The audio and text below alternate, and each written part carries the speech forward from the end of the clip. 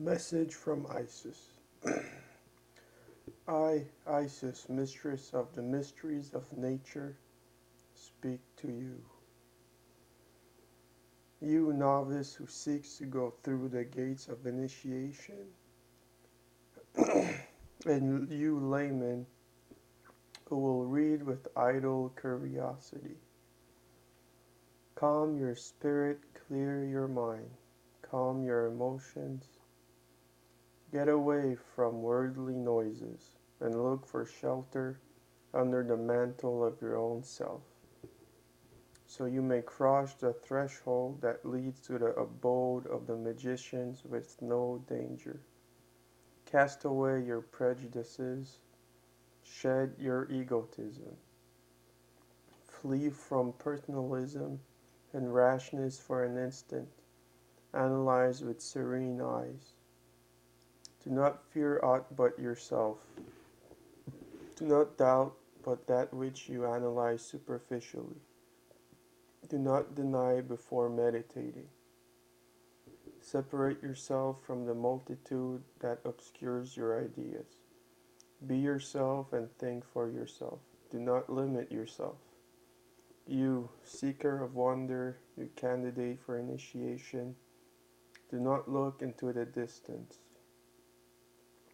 Gather all your energy within yourself. Forget about India and Tibet. Do not cry out for God, Allah, or Jesus. What you look for is right where you are at this moment.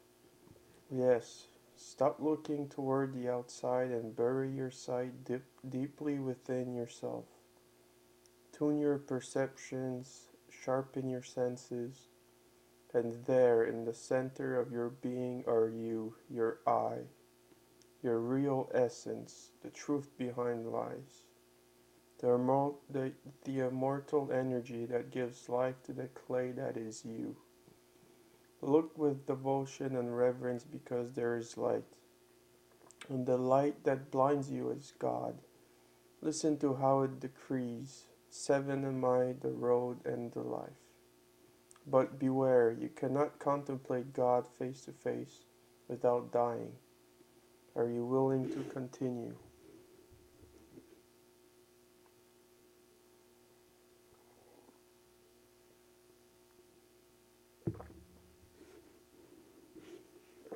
I can grant you a great gift. I offer you death. Do not tremble. This death is the gift of the immortals. It is the gift of the phoenix that is gloriously reborn from its own ashes. To be, one must not be. To be born and to be, one must first die. If you achieve this, you will be called the twice born. Do not scorn my offer. Consider it carefully. It is better to die now than to live awaiting death. Do not believe that if you reject me, you will be able to continue your path unharmed. On the contrary, all paths lead to me. Ignore me, and you will be like an orphan who does not know its parents. You only have 2 paths. Either I devour you, or you unite with me. Yours and only yours is the choice. If you decide to be devoured, fully dedicate your life to enjoyment. Drink the last drop from the cup of pleasure. Close your mind to the voice of your spirit, abandon yourself to the beast, and enjoy the sensual pleasure of matter. Thus, when you are least aware, the moment of final cannibalism will arrive. Do you really believe I will take pity on you? You deceive yourself. I have no feelings. I am beyond pleasure and pain, beyond right and wrong. I am like the sun that rises in the morning to light everything equally. After your death, you will become only remains and a relic. Afterwards, not even that. If you desire to marry me, you must be ready to suffer the death of initiation. You must pass the trials the terrible Sphinx will send to you without mercy in order to judge your spiritual courage and the quality of your nature. I surrender myself only to He who has reached the stage of crucifixion, resisting the attacks of the four elements. I love only those who have drunk from the cup of bitterness, of betrayal, of ridicule and mockery, of persecutions, of slander, and of defamation. I love the initiates who have persisted with courage, suffering the loneliness of the spirit in the midst of a world of animals. You come to me after experiencing slander and defamation, which are the specific trials of the element of air, after blows and persecution, the trials of the element of earth, after sensual temptations and vices, which are trials of the element of water, and after dominating uncontrolled ambitions, which are the trials of fire. This quaternary corresponds to each of the ends of the cross to which one who came to me was nailed, Jesus Christ. Nevertheless, others even greater have lived and live in secret. No one knows of their existence because it is better for their work. Do not believe that in the world there exist only the once born and the twice born. Unfortunately, the once and a half born and the aborted ones also exist.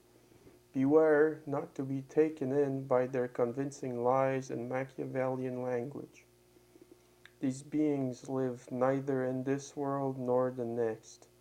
They are neither initiates nor laymen, but imitators of masters, semi-sages, sowers with unclean hands, the followers of dead scrolls and black magicians, who covet me and boast of my love when they are not even worthy of my smile. Some may wear saris or tunics, others collars and aprons, others a Rosicrucian attire. Some proclaim themselves the only possessors of the truth, believing that they actually possess this monopoly. All of them claim my friendship, but are only beggars who plead to me for crumbs of wisdom.